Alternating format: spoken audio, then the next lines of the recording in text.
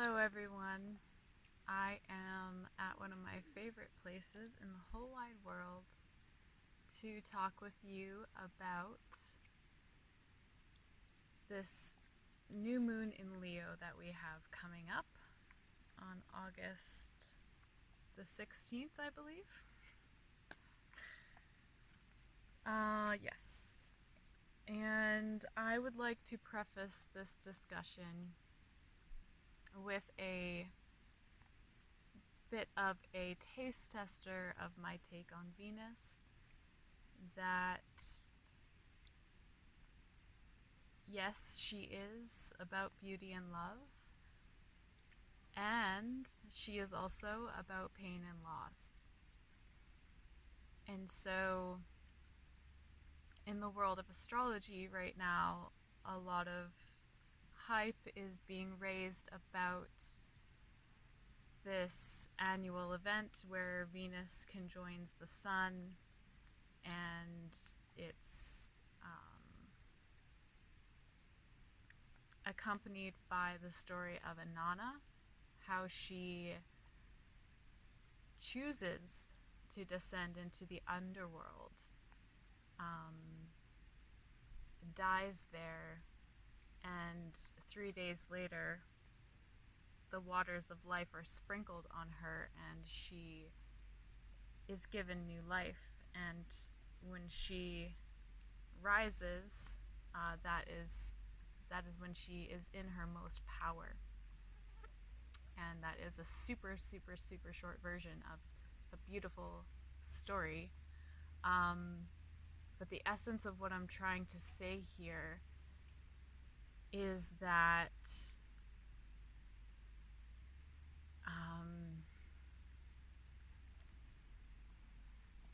this isn't just all roses.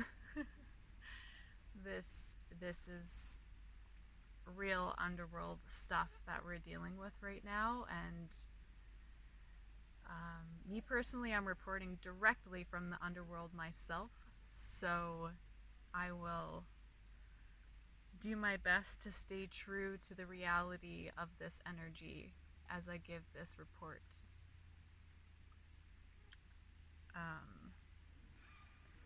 It's something that comes really natural to me because I was born under this very similar aspect, right around this time of Venus conjoining the sun.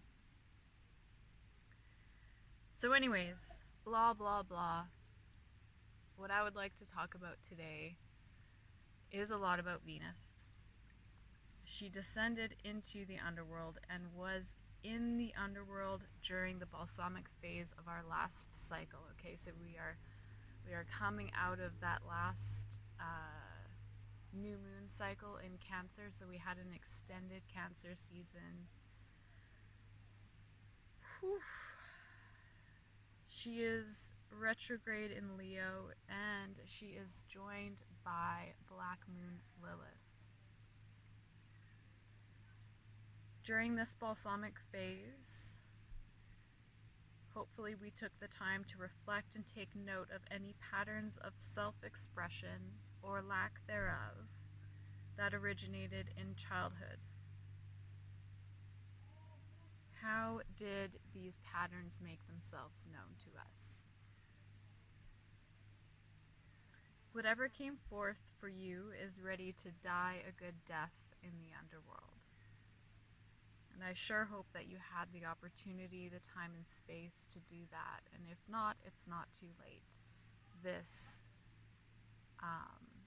energy is captured in this new moon, and therefore will be continually present with us throughout this month. The square to Uranus pronounces the undeniable knowing that big changes in our relating patterns are necessary in order for us to have healthy self-expression. Venus is semi-sextile Mercury and Pallas Athena in Virgo. Lady Liberty could very well be calling each of us by name, laying out the facts of our relating patterns,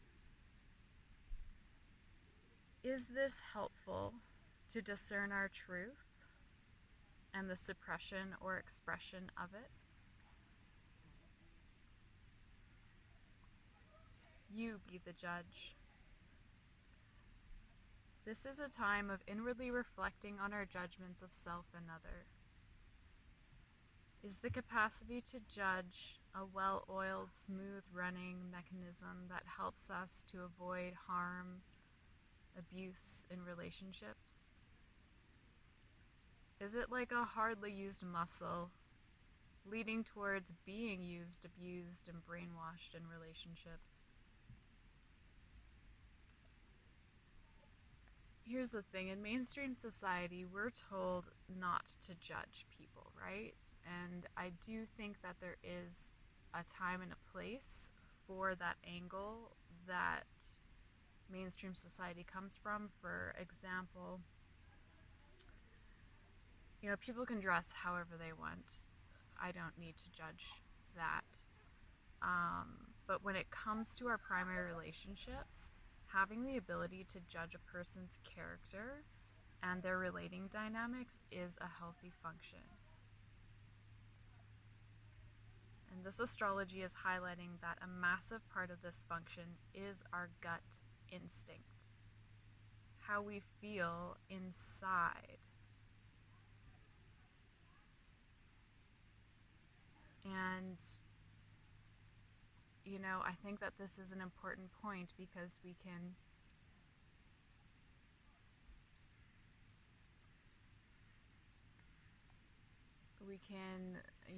judge all we want outwardly, right? The people around us. And that is a good skill to have. And ultimately, the best judgment comes from within us, doesn't it? We've all experienced that gut reaction where it's just been like a steer clear of this person. And we've all, probably, we've all had instances where we didn't listen to that, and what happened? We learned the hard way, didn't we? And for those of us who have had trauma, the level of impact that trauma has had will greatly affect the ability to be in touch with our instinct, to be in touch with our internal judgment capacities. And this varies from person to person, right? We all have our own trauma history, our own trauma stories. We've all been wounded in our connection to our instinct. It's just that it shows up differently for every one of us. So can you feel the opportunity to reclaim your internal system of judgment? It's not a bad thing. It's a good thing. People who don't want you to judge are people who want to control, abuse, etc. Right?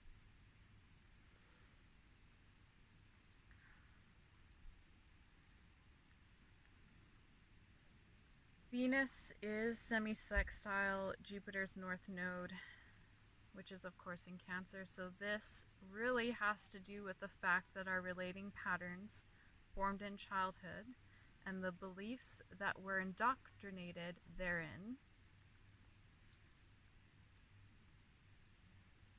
have so much to do with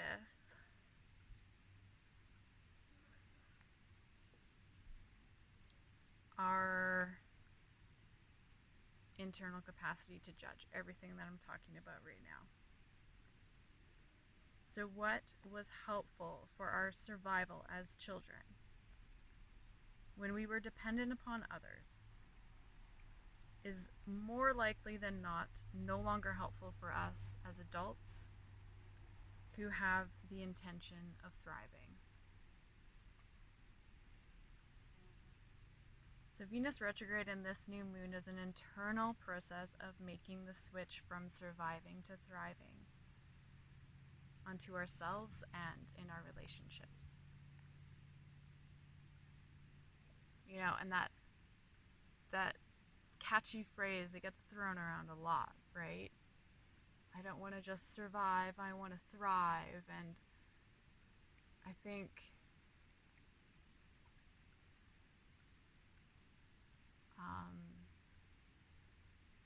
think it's way easier said than done because of this great disconnection from our true, authentic knowing and self-expression that so many of us have experienced. And so it's going to take a lot of attention, right? And this is a Venus retrograde journey, so it's a time to turn inward and give ourselves that attention. Get to know what our inner child and inner adult relationship is,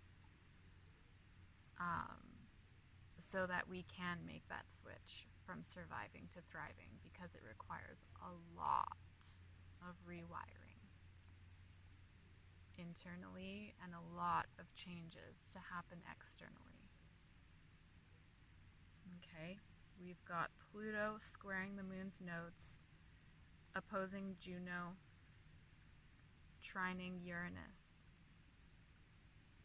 This whole new moon, by the way, is exactly square Uranus. So, yeah, the restlessness for change is certainly present.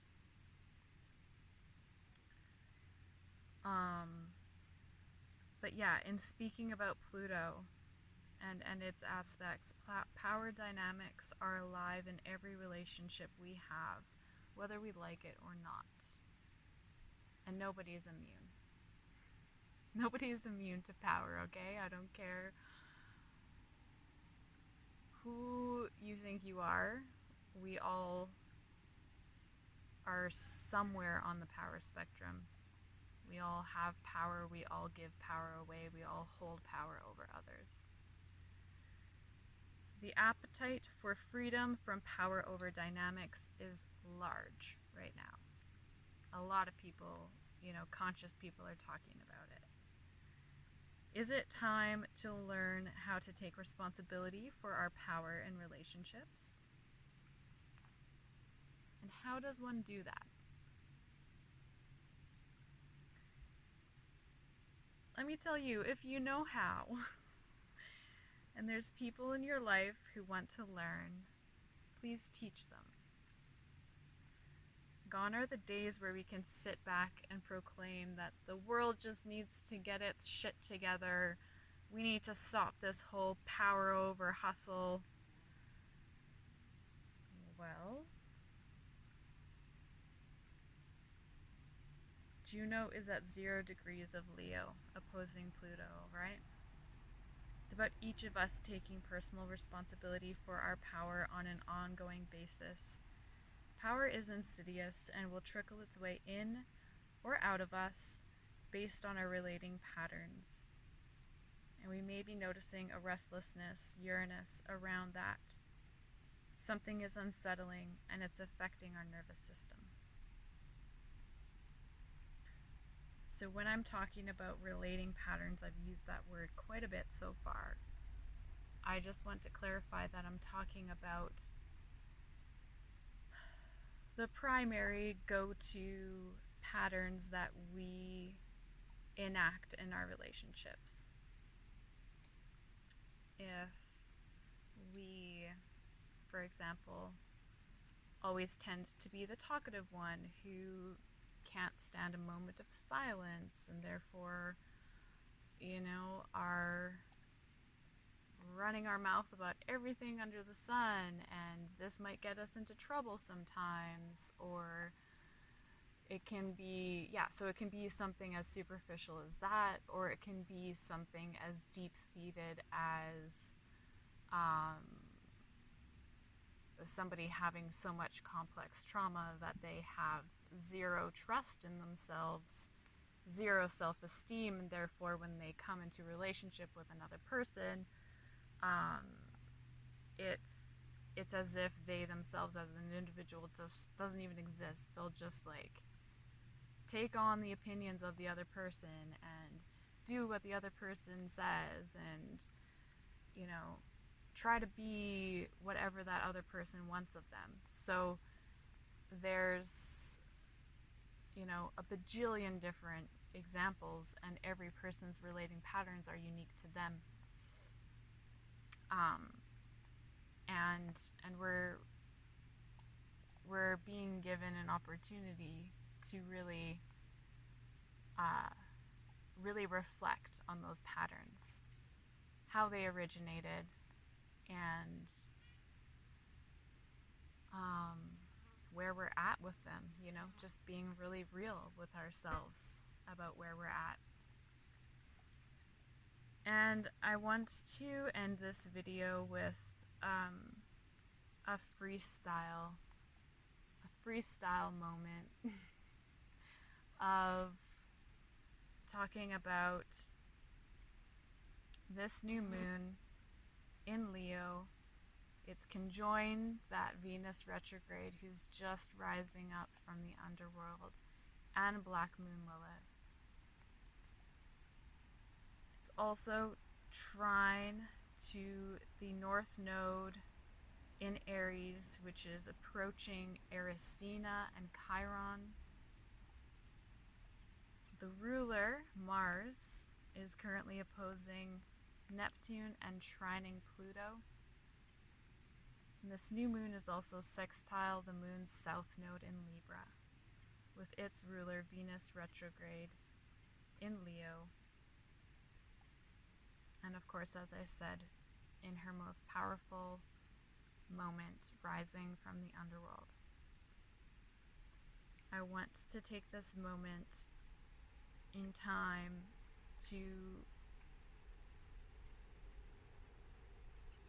talk about gifts, trauma, and the use of our gifts.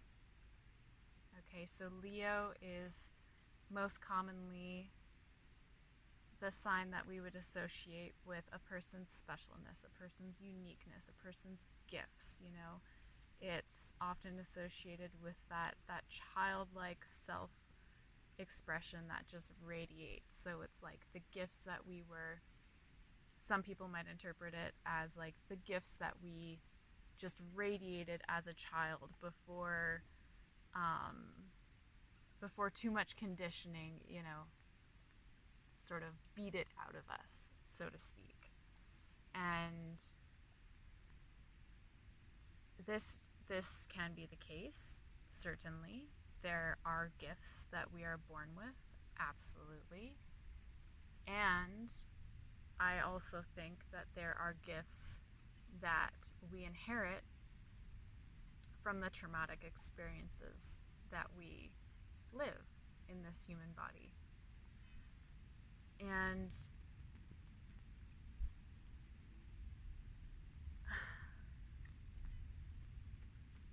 this is not to glorify trauma. This is not to suggest that we should go out and seek trauma. Certainly not. That is absolutely absurd. Trauma will find its way to your doorstep if you are in a human body, so you don't need to go out looking for it. But at the same time, I think there is something to be said about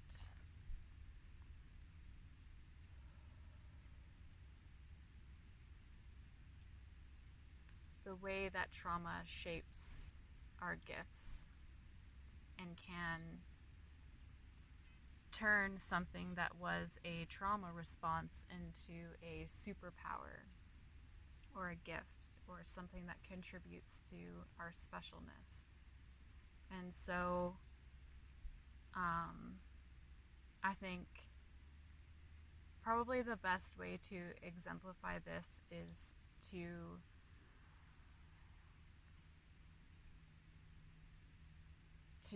use myself as an example. Um, in um, yeah, in my childhood, I very much, in order to survive, I was required to focus a lot of my attention and empathy on other people and how they are doing and how they are feeling, and making myself available for them to regulate through me. And growing up, I kind of came to learn that, ooh, I have this thing called empathy that people, say is very special, and, that's what makes me able to, help people in the way that I do, and blah, blah, blah. And not until very recently, when I was having a discussion with a dear friend, and he just pulled me up on it. He was like, not in these words, but essentially was just like, you're using your empathy in a way that hurts you. And it was true in that moment. I was using my empathy to deflect the spotlight from being on me, because I didn't want to share something. And there is a time and a place for that, right? All of a sudden asking questions about the other person to kind of like just deflect, if you're not in the mood of getting into it or whatever. But what I actually did was not only that, but like I overdid it, to the point where I was like excessively getting involved and becoming like ultra compassionate and listening to this person and being like, oh, I'm so sorry you're going through that, and that they're going through that, and blah, blah, blah. And it was actually not necessary, It was actually with a person who would love me regardless, and would take me as I was. I didn't need to go 15,000 extra miles in that moment to make that person feel like I was there for them. So this is one example of how our gifts can be a double-edged sword, okay? And we can glorify them, and in doing that, we can become blind to the shadow side of them. We can become blind to how we use our gifts at our own expense, at our own detriment. And I think that this is very, very aligned with the astrology. I think that it's very aligned with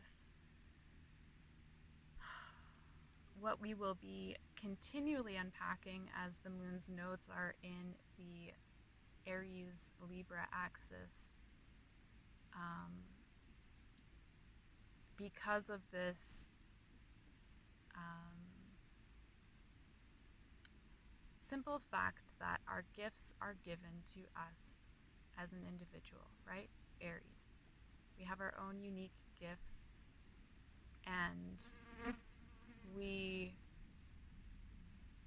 I think a lot of us can agree that we are all put on this planet together to share our gifts with one another, right? Libra, to form relationships with people and exchange our gifts.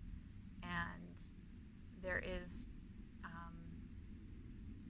there's so much beauty in that, and there's also so much to be wary of in that.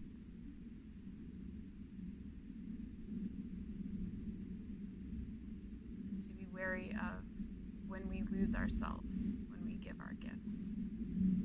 To be wary of when we are actually hurting ourselves, when we give our gifts, when we are actually giving our power away, when we are giving our gifts. And this comes back to this, Mercury and Pallas Athena in Virgo conversation about having that internal system of judgment to know when, with whom, how do I share my gifts. And it's an ongoing, continual conversation that occurs inwardly.